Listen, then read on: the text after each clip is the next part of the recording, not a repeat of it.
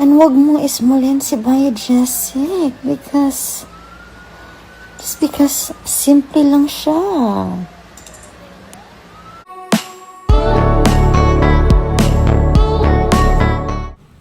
Ellen Adarna pinagtanggol ang ex na si John Lloyd na nadamit sa issue nila ni Derek Ramsey.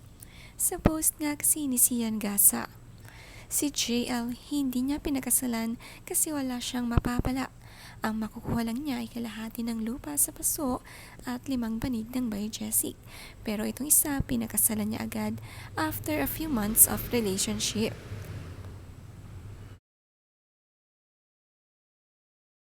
Sabi nga ni Ellen, kung nag-propose si John Lloyd noon, ay pinakasalan niya.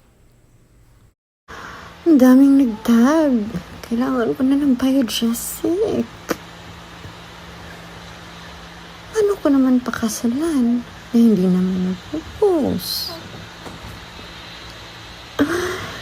And billions? Oh my God, billions. The only billions.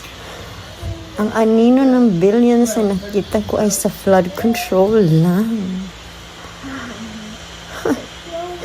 Oh my God. Sinagot nga ang parinig ni Sian Gasa na si billionaire celebrity guy ay hiwalay na sa super famous celebrity girl. Sabi nga ni Sian Gasa sa post niya, paano ngayon to kasal sila walang divorce sa Pilipinas? Pa sa billionaire si celebrity guy, may prenup pang pinirmahan si super famous celebrity girl o wali? So meaning to say, may habol siya sa bilyones ni guy? Tapos yung anak nila may habol din sa yaman ng kanyang ama under the guardianship ni girl.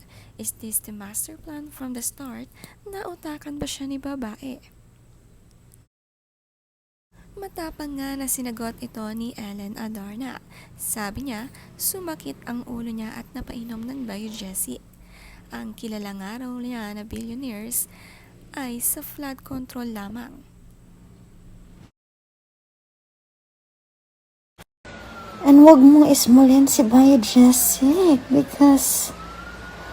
just because simple lang siya. Ikaw, you don't know. But ang assets nun, I know. You know? Billionaires. C family. Gokwe. Zubel. Aboitis. Tan. Gishitay. Villar. Zaldico. Vizcaya. Maldives. Huwag nga raw ismalin si Bayo Jessic. Ganito nga siya magtanggol sa tatay ng kanyang anak na si Elias. Pinangalanan din ang kanyang mga kilalang billionaires at nagbanggit nga siya ng 9 na pangalan. Kimaritas naman lang.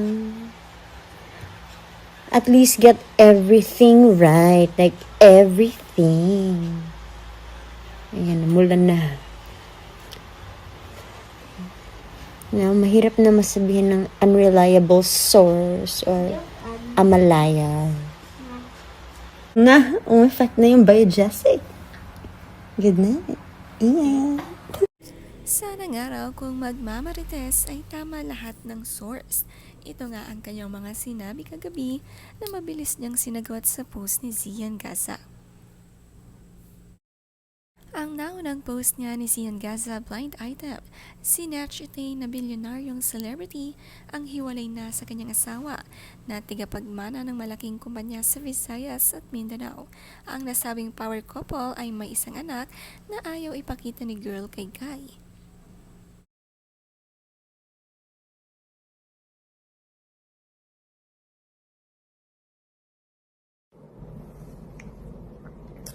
Morning, guys.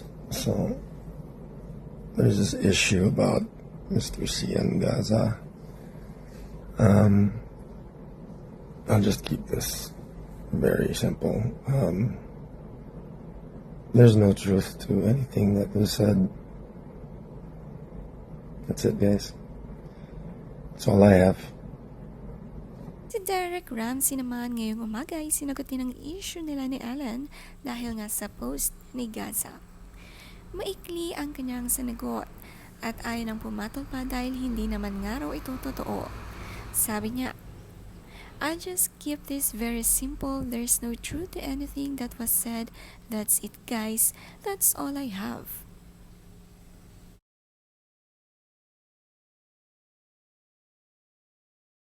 Hanggang ngayon, hindi pa rin nga sumasagot sa issue sina Ellen at Derek kung tunay bang hiwalay na silang mag-asawa.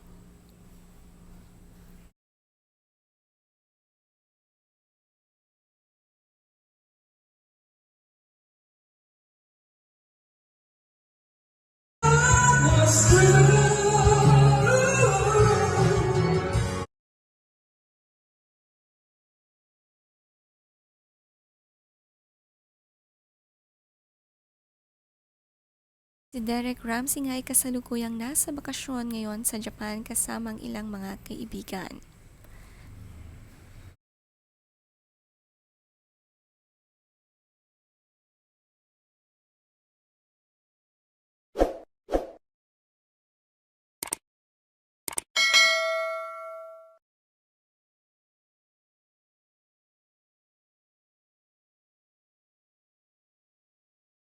Marami din nga kasing espekulasyon na kumakalat sina Ellen at Derek dahil matagal na silang hindi nakikitang magkasama. Pinapanatiling nga nilang private ang kanilang buhay. Pero nang nadawit nga si JL ay napilitan ngang magsalita itong si Ellen.